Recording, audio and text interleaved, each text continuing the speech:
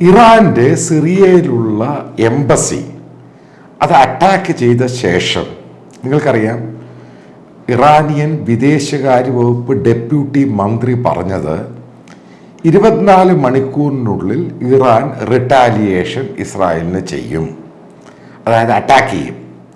പിന്നീട് മറ്റൊരു സീനിയർ അവിടുത്തെ ഉദ്യോഗസ്ഥൻ പറഞ്ഞു 48 മണിക്കൂർ, 52 മണിക്കൂർ എന്നൊക്കെ പറഞ്ഞ് എല്ലാം അവരൊരു മണിക്കൂർ വെച്ചാണ് റിട്ടാലിയേഷൻ കൊടുക്കുമെന്ന് പറഞ്ഞത്.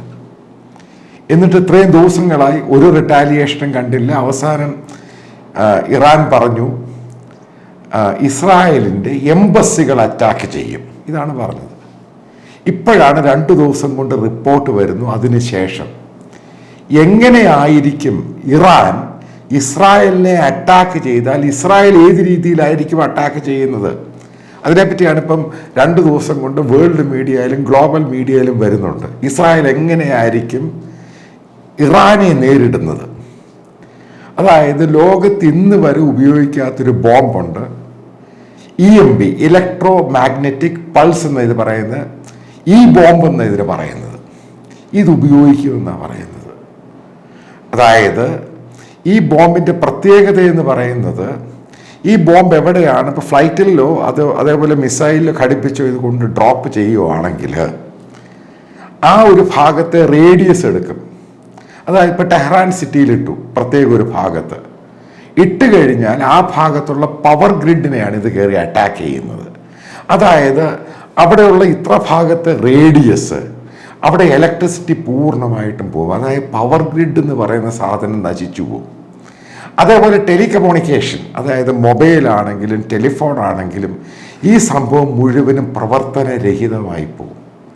അതേപോലെ ഇലക്ട്രോണിക് ആയിട്ടുള്ള ഗാഡ്ഗറ്റ്സ് ഘടിപ്പിച്ച ഏതെങ്കിലും ഉപകരണം, അതായത് ടെലിവിഷൻ ആണെങ്കിലോ, ഇപ്പോൾ കാറിനകത്ത് നിങ്ങൾക്കറിയാം ചിപ്പില്ലാത്ത കാറുകളില്ല, അതാണ് ആധുനിക കാറുകൾ എന്ന് പറയുന്നത്.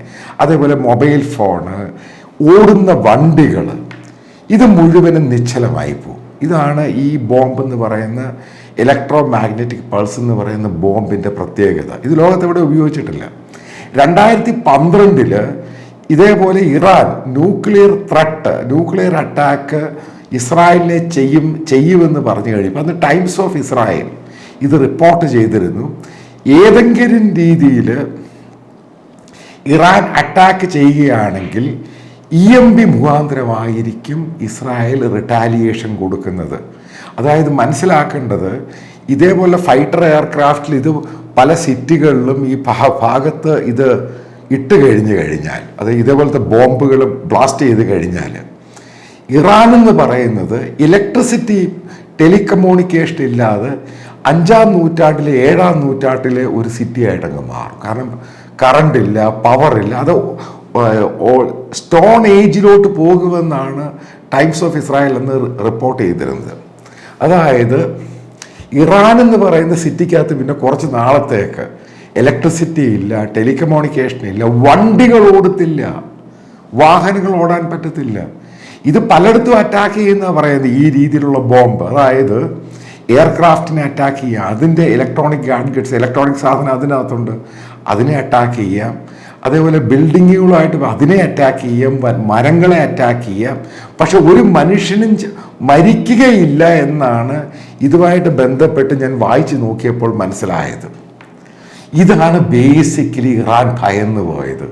ഇതേപോലൊരു അറ്റാക്ക് തിരിച്ച് ഇസ്രായേൽ ചെയ്യുമ്പോൾ, ഒരു കാര്യം ഞാൻ വളരെ നേരത്തെ ആദ്യത്തെ 2-3 വീഡിയോ മുമ്പ് പറഞ്ഞിട്ടുണ്ട്, ഇസ്രായേലിൻ്റെ കയ്യിൽ ഏതൊക്കെ വെപ്പൺസാണ് പുതിയതായിട്ട് അവർ ഇന്നോവേറ്റ് ചെയ്ത് കഴിഞ്ഞ് 20 വർഷമുള്ള കാര്യങ്ങളൊന്നും ലോകത്തോട് പറഞ്ഞിട്ടേയില്ല.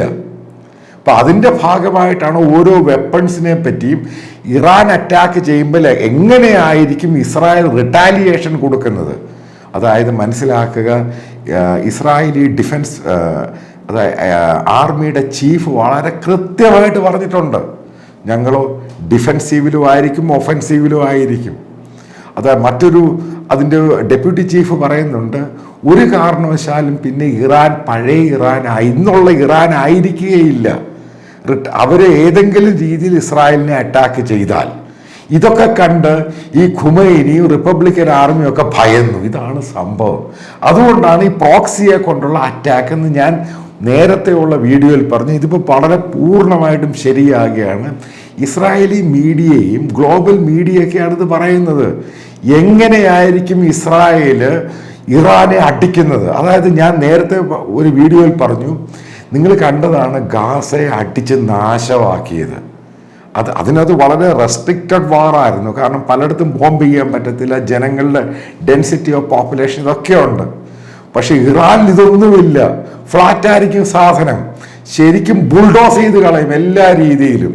ഒരു കാര്യം ഞാൻ നേരത്തെ പറഞ്ഞിരുന്നു, ഇറാൻ എന്ന് പറയുന്ന രാജ്യത്തിന് ഈ എയർ വാർ, അതായത് എയർ വാർഫെയർ എന്ന് പറഞ്ഞ സംഭവമുണ്ട്, എയറിലേക്കുള്ള ഫൈറ്റിംഗ്, അത് അവരുടെ കേപ്പബിലിറ്റി സീറോയാണ്. ലോകത്തിൻ്റെ വാറിൻ്റെ ഏറ്റവും വലിയ ഫിലോസഫി ഉണ്ട്. ആരാണ് എയർ വാറിൽ മുന്നിൽ നിൽക്കുന്നത് അവനായിരിക്കും വാറ് ജയിക്കുന്നത്. അതാണ് ഉക്രൈൻ റഷ്യയിൽ കണ്ടുകൊണ്ടിരിക്കുന്നത്. കാരണം റഷ്യയുടെ എയർ വാർഫെയർ, കാരണം ഫൈറ്റർ എയർക്രാഫ്റ്റും ചോപ്പറും ഈ സംഭവങ്ങളൊക്കെ ഉണ്ട്. ഇന്ന് ഉക്രൈൻ്റെ ഈ സാധനമില്ല. അതുകൊണ്ടാണ് അവർ പിന്നോട്ട് പോകുന്നത്. ഇത്രയും കൂടിയ വെപ്പൺസ് ഉണ്ടെങ്കിലും ഈ എയർ വാറാണ് ഒരു വാറിനെ പൂർണ്ണമായിട്ട് നിയന്ത്രിക്കുന്നത്. ഒരിക്കലും ലോങ് റേഞ്ച് മിസൈൽ അല്ല. കാരണം ഈ ലോങ് റേഞ്ച് മിസൈലിന് ഒരു കേപ്പബിലിറ്റി ഉണ്ട്. അതിന് ഇത്ര കിലോമീറ്ററിൽ കൂടുതൽ ഫ്ലൈ ചെയ്യുമ്പോൾ അതിൻ്റെ പേലോഡ് കുറയും. അതാണ്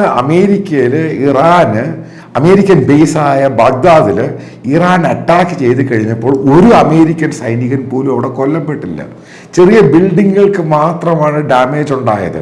അതായത് ഒരു കാര്യം വ്യക്തം, ഇറാൻ്റെ കയ്യിൽ ഈ പറയുന്ന ഈ പവർഫുൾ ആയിട്ടുള്ള വെപ്പൺസ് ഇല്ല. അതിപ്പോൾ നമ്മൾ കണ്ടതാണ് ഹിസ്ബുള്ള, അവർ ഉപയോഗിച്ച വെപ്പൺസ് കണ്ടാണ്. ഇതിനൊന്നും എയിമും ഇല്ല, എങ്ങോട്ടാണ് ഒന്ന് ഫോക്കസും ഇല്ല. ഇതൊക്കെയാണ് ഇവിടുത്തെ പ്രശ്നം. ഈ ഹൂത്തികളുടെ വെപ്പൺസും കണ്ടതാണ്. ഇതെല്ലാം ഹാംലെസ് വെപ്പൺ എന്ന് തന്നെയാണ് ഗ്ലോബൽ ഡിഫൻസ് എക്സ്പേർട്ടുകൾ പറയുന്നത്. കാരണം എവിടെയെങ്കിലും ഇടിച്ചാൽ ഇടിച്ചു, ഇടിച്ചില്ലെങ്കിൽ ഇടിച്ചില്ല. അതിൽ കൂടുതലൊന്നും കാര്യമായിട്ടുള്ള ഈ സംഭവങ്ങളൊന്നും ഈ ഇറാൻ്റെ വെപ്പൺസിനില്ല.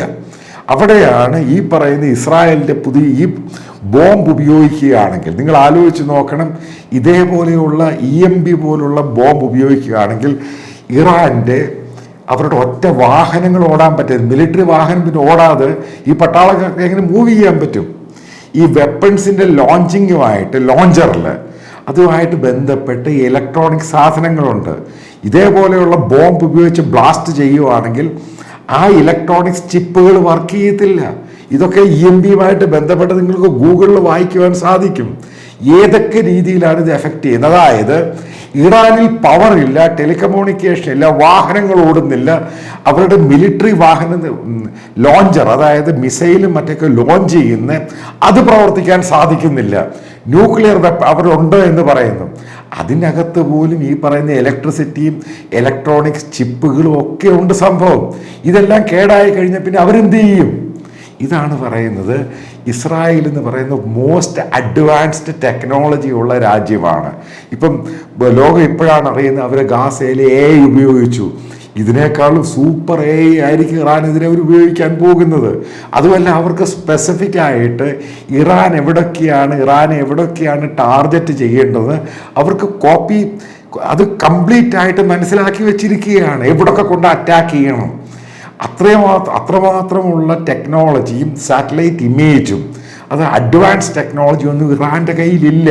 അത് എല്ലാവർക്കും അറിയാവുന്ന വസ്തുതയാണ്. കാരണം അവർ പ്രോക്സീസിന് കൊടുക്കുന്ന വെപ്പൺസിനെ കൗണ്ട് ചെയ്ത് മിലിറ്ററി എക്സ്പേർട്ടുകൾ പറയുന്നുണ്ട് ഇതിന് ഇത്രയേ ഉള്ളൂ റേഞ്ച്.